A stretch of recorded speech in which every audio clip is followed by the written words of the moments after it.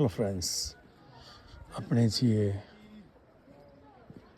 મુક્તિનાથ, નેપાલ. 12,136 ફૂટ ઊંચાઈએ આવેલું મુક્તિનાથ મંદિર. ઠંડીનું પ્રમાણ પહેલાં વાત કરી લો તો આપ સૌને આઈડિયા આવી ગયો છે કે આ પર્વત અને બરફ જોઈને ગઈકાલે રાત્રે -11 હતું અને આજે છે અત્યારે મતલબ 10 વાગે -3. મુક્તિનાથનું મંદિર નેપાળમાં આવેલું છે. ઘણા ઇન્ડિયન વિઝિટ કરી રહ્યા છે.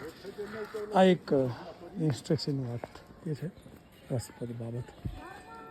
મતલબ જોઈ રહ્યા છો એ નીલકંઠ વાણી એટલે કે સ્વામિનારાયણ ભગવાન બાળ સ્વરૂપે વન વિચરણ કરી રહ્યા હતા. તે વખતે મુક્તિનાથ નેપાળમાં પોતે પધાર્યા હતા.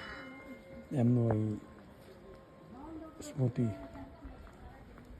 માટે બનાવેલું આ એક સુંદર નાનું અમથું સ્થળ છે. સ્વામિનારાયણ ભગવાને વન વિચરણ કર્યું ને દરમિયાન અહીં આવ્યા હતા. ટૂંકમાં વાત કરું તો ગઈકાલે આવ્યા અમે પોતે, તો અહીં તરત 9 ડિગ્રી બહાર હતું. અહીં ઉતર્યા એટલે 1 ડિગ્રી હતું. ઝડપ અને મારી આદતથી મરચુબૂર બધું ઉત્સાહમાં કરવા લાગ્યા તો ઓક્સિજન લેવલ ઘટી ગયું. અત્યારે અવાજ સાંભળીને તમને આઈડિયા આવી ગયો હશે કે પરિસ્થિતિ કેવી વિપરીત છે. એ સંજોગોમાં નીલકંઠ વર્ણી સ્વામિનારાયણ ભગવાનને કેવી પરિસ્થિતિ બાળ પણમાં જ આ વન વિચરણ કર્યું. તો તે વખતે ફોન, નેટવર્ક, પોતાની જે સુવિધાઓ એ વગર, એટલે કલ્પના કરવું પણ અશક્ય છે. એટલે જ ભગવાન છે.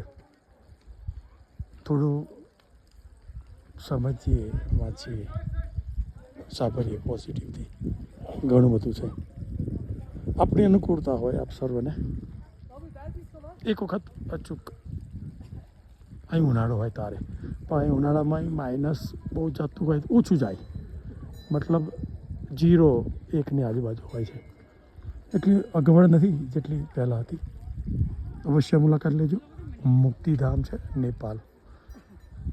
વધુ જાણવા, સાંભળવા, વાંચતા રહો હું અને મારી વાતો શૈલી.